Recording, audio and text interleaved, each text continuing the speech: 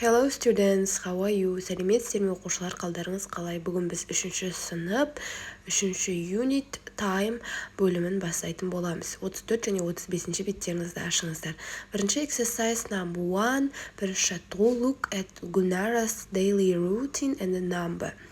Гүлнараның күнделікті жасайтын әрекеттеріне, яғни күнделікті жасайтын шаруаларына қарап нөмерле деген, яғни оқушылар 34-ші бетте тұр.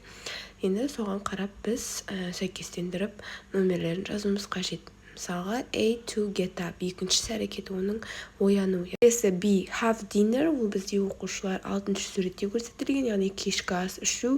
Келесі go to school, мектепке бару, ол бізде 4-ші суретте көрсетілген, яғни автобуспен барады.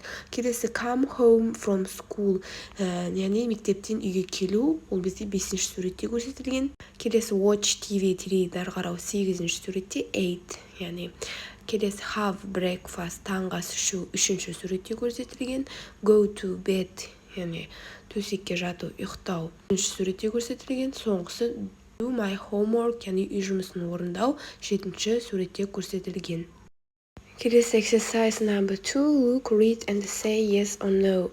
Қара, оқы және yes немесе no деп айт дейді. Яғни оқушылар бірінші сөйлемді оқимыз, егер ол дұрыс айтып тұрған болса yes, қате болса no дейміз. Бірінші сөйлем the first and the 9th clocks are blue дейді. Яғни бірінші және 9-шы сағат көк түсті дейді. Қарайықшы суретке, бірінші және 9-шы сағат көк түсті ме? Жоқ, яғни no деп жауап береміз. Келесі екінші the 5th and the 10th clocks are yellow.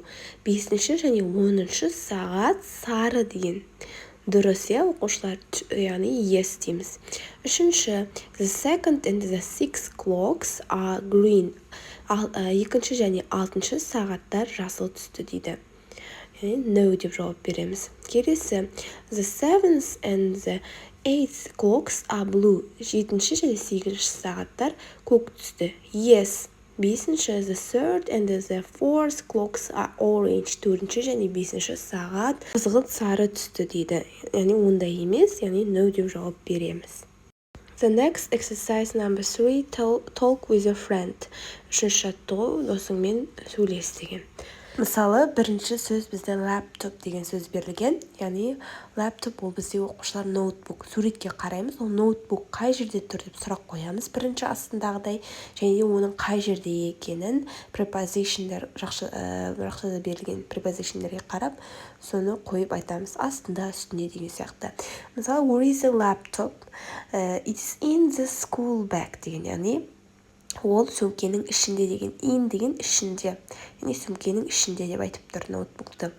Келесі екінші сұрақ қоямыз, where is the clock? Яғни сағат қайда деп сұрақ қоямыз, оған жауап береміз. It is in front of the TV деп жауап береміз, теледидардың алдында тұр бізде сағат. Келесі, where is the uniform? Яғни форма киетін, мектепке киетін форма қайда тұр деген. It is on the bed, яғни төсектің үстінде деп жауап береміз. Төртінші, where is the school bag? Яғни сөмке қайда тұр? Ол бізде үстелдің астында тұр, It is under the table болады. Келесі соңғы lamp, where is the lamp? It is between two books болады. Яғни екі кітаптың ортасында тұр екен.